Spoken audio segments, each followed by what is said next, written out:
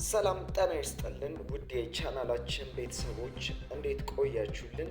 የ13ኛ ሳምንት የእንግሊዝ ፕሪሚየር ሊግ ጨዋታዎች ተከናውነዋል። ጨዋታዎቹን በዝርዝር ከዚህ በታች እንመለከታለን። የሊጉ መሪ አርሰናል ነጥብ ሲጥል ማንቸስተር ሲቲ በምቾት የጀመረውን ጨዋታ በጭንቀት የጨረሰበት፣ ማንቸስተር ዩናይትድ ወደ ድል የተመለሰበት ያውም ለመጀመሪያ ጊዜ ክሪስታል ፓላስን በዚህ የውድድር ዓመት ሰለረስት ፓርክ ላይ ያሸነፈው ቡድን ማንቸስተር ዩናይትድ ሆኗል። አርነ ስሎት እና ሊቨርፑል ከተደጋጋሚ ሽንፈት በኋላ ከድል ጋር የታረቁበት ሳምንት ሆኗል። ቶተንሃም በተከታታይ ሽንፈትን ማስተናገዱን ተያይዞታል። ጨዋታዎቹን በጥልቀት ስንዳስስ የፕሪሚየር ሊጉ መሪ አርሰናል በለንደን ደርቢ ስታንፎርድ ብሪጅ ላይ ከቸልሲ ጋር 1-1 ሲለያይ በጨዋታው ቀዳሚ መሆን የቻሉት በጎዶሎ ተጫዋች ሲጫወቱ የነበሩት ቸልሲዎች ትሬቨር ቻሎባ ሪሲ ጄምስ ያሻማውን የኮርና ኳስ በ48ኛው ደቂቃ በግንባሩ አስቆጥሮ መሪ ሲያደርጋቸው፣ ለአርሰናሎች ሚካኤል ሜሪኖ በ59ኛው ደቂቃ ከቡካዮ ሳካ የደረሰውን ኳስ በግንባሩ አስቆጥሮ ጨዋታውን በ1-1 አቻ ውጤት እንዲያጠናቅቅ ማድረግ ችሏል። በጨዋታው ኢኳዶራዊ አማካኝ ሞይሰስ ካይሴዶ በ38ኛው ደቂቃ ባልተገባ ጨዋታ በሰራው ጥፋት በቀይ ካርድ ከሜዳ የተወገደ ሲሆን ቸልሲዎችም ለ58 ለ1 ሰዓት ደቂቃ ያህል ጨዋታውን በጎዶሎ ተጫዋች ለመጨረስ ተገደዋል። ቼልሲዎች እንግዲህ በጎዶሎ ተጫዋች ቢጫወቱም በጨዋታው ቀዳሚ መሆን ችለው ነበር። አርሰናሎች ሚካኤል ሜሪኖ ባስቆጠረው ጎል 1-1 መለየት ችሏል።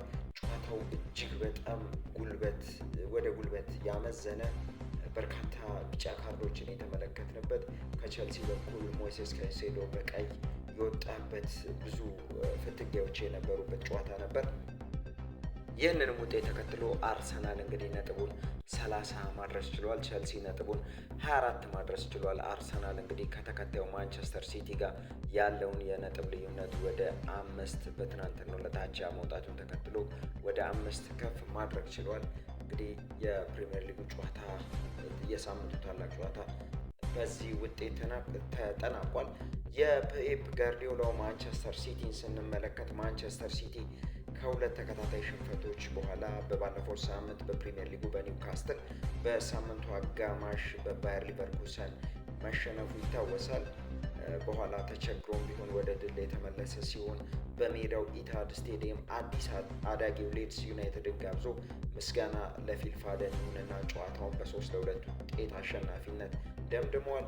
የማንቸስተር ሲቲን ጎሎች ያስቆጠሩ ጨዋታው በተጀመረ በአንደኛው ደቂቃ ፊል ፎደን ከማቲያስ ኑኔዝ የደረሰውን ኳስ ወደ ጎልነት በመቀየር መሪ ሲያደርጋቸው፣ በ25ኛው ደቂቃ ጆሽኮ ግቫርዲዮል ከኦሎሬ የደረሰውን ኳስ አስቆጥሮ የመጀመሪያውን 45 በበላይነት እና በመሪነት በማጠናቀቅ ወደ መልበሻ ክፍል ያመሩ ሲሆን ከረፍት መልስ በጥሩ መነሳሳት ወደ ሜዳ የተመለሱት ሊድሶች የቀድሞ የኤቨርተን የፊት መስመር ተጫዋች ዶሚኒክ ካልቨርት ሊውን በ49ኛው ደቂቃ ባስቆጠረው ግብ እና በቀድሞ የማንቸስተር ሲቲ ተጫዋች ጀርመናዊ ሉካስ ኒሜንቻ በ68ኛው ደቂቃ ባስቆጠረው ሁለተኛ ግብ 2-አቻ የመጡ ሲሆን የማታ ማታ በጨዋታው ድንቅ የነበረው ፊል ፎደን በ91ኛው ደቂቃ ከሪያን ቼርኪ የደረሰውን ኳስ ወደ ጎልነት በመቀየር ኢትሃድን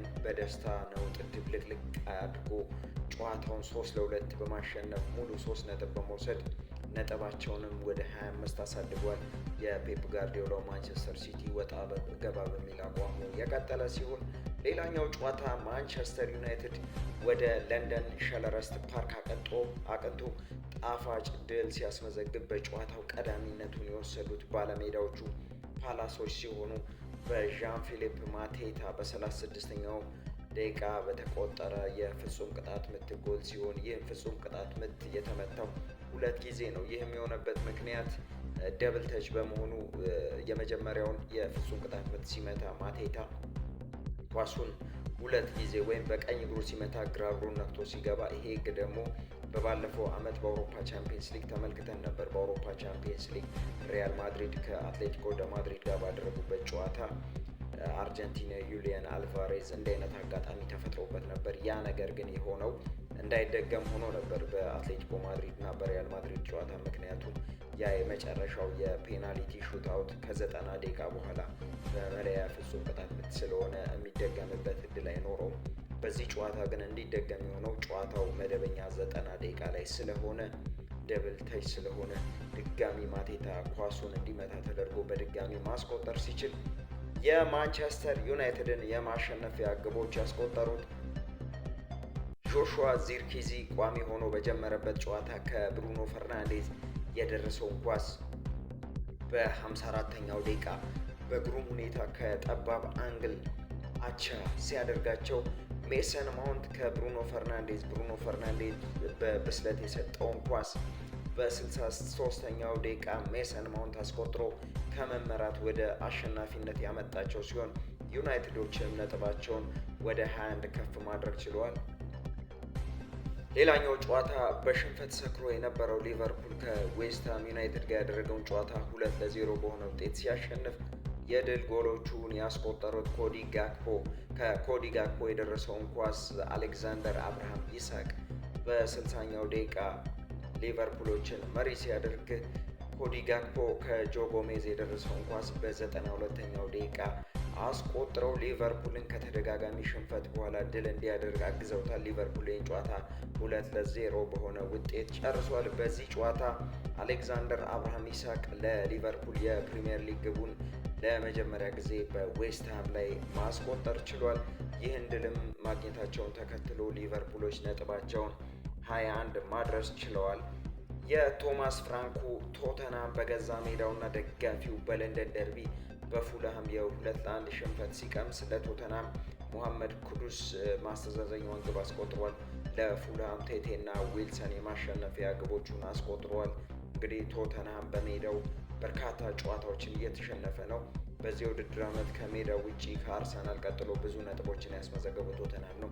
በአንጻሩ ግን በሜዳው ውጤት እየቀናው አይደለም።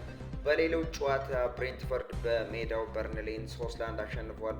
ሰንደርላንድ በበርንሞዝ 2-0 ከመመራት ተነስቶ 3-2 ጨዋታው ማሸነፍ ሲችል ኤቨርተን በአዲሱ ስቴዲየም ዲክሰን ስቴዲየም ላይ በኒውካስትል ዩናይትድ 4-1 ሲሸነፍ፣ አስቶን ቪላ ድንቅ ግስጋሴ ላይ ነው የሚገኘው። በሜዳው ቪላ ፓርክ ወልቨርሃምፕተን ዋንደረርስን 1-0 ሲያሸንፍ፣ ኖቲንግሃም ፎረስት በሜዳው በብራይተን 2-0 ተሸንፏል። እንግዲህ የሳምንቱ ሁሉም ጨዋታዎች በዚህ ውጤት ነው የተጠናቀቁት። የሊጉን የደረጃ ሰንጠረዥ ስንመለከት አርሰናል በትናንትናው ዕለት 1 ነጥብ ማግኘቱን ተከትሎ ነጥቡን 30 ማድረስ ችሏል። ማንቸስተር ሲቲ በ5 ነጥብ ዝቅ ብሎ በ25 ነጥብ ሁለተኛ ደረጃ ላይ ሲቀመጥ፣ ቸልሲ በ24 ነጥብ ሶስተኛ፣ አስቶን ቪላ በተመሳሳይ 24 ነጥብ አራተኛ ሲቀመጥ፣ ብራይተን በ22 ነጥብ አምስተኛ ደረጃ ላይ፣ ሰንደርላንድ በተመሳሳይ 22 ነጥብ ስድስተኛ፣ ማንቸስተር ዩናይትድ እና ሊቨርፑል በተከታታይ በ21 ነጥብ ማንቸስተር ዩናይትድ ሰባተኛ፣ ሊቨርፑል 8ኛ ደረጃ ላይ ሲቀመጥ፣ በወራጅ ቀጠናው ላይ ሊድስ ዩናይትድ በ11 ነጥብ ሲቀመጥ 18ኛ ደረጃ ላይ ተቀምጧል። 19ኛ ደረጃ ላይ በርንሌይ በ10 ነጥብ የመጨረሻው 20ኛ ደረጃ ላይ የተቀመጠው ወልቭስ ሲሆን ወልቭስ በ2 ነጥብ የተቀመጡ ክለቦች ናቸው። በመጨረሻም የከፍተኛ ግብ አስቆጣሪዎቹን ስንመለከት ኤርሊንግ ብሮት ሃላንድ ከማንቸስተር ሲቲ 14 ጎሎች፣ የብሬንትፎርድ ድንቁ አጥቂ ኢጎር ቲያጎ በ11 ጎሎች ኤርሊንግ ብሮት ሃላንድ ላይ ደረስኩብህ እያለው ነው። ከብሬንትፎርድ በ11 ጎሎች ይከተላል። ዣን ፊሊፕ ማቴታ እና ዳንኤል ሚኪታ ሜንሳ ዌልቤክ በ7 ጎሎች ተከታትለው እየመሩ ይገኛሉ። የዛሬ መረጃዎቻችንን እዚህ ጋር አብቅተን በሌሎች ወቅታዊና አዳዲስ መረጃዎች እስከምንገናኝ በምትሰሩበት ስራ በትምህርታችሁ ውጤታማ እንድትሆኑ እየተመኘን እዚህ ጋር አበቃን።